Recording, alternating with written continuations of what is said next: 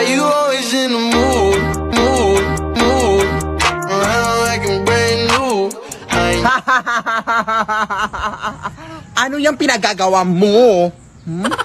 Wala ka na talagang magagawa sa buhay mo. Ina mo. Ang dami ko pa sanang gagawin, ha?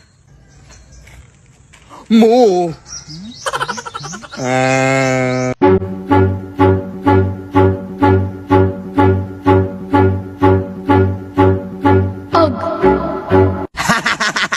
Na-prank ka na. Yan kasi yan ngayon sa TikTok na. Anong yung step in dun, anak? Yung ginawa mo na yung ganyan. Ganyan. Tapos ganito. Tapos ganito. Tapos ano? Tikubet. Ganun.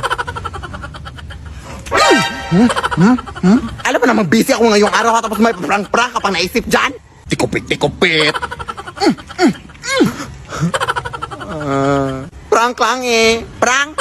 Tikupit yung ingron mo. Hiya ka talaga, ha?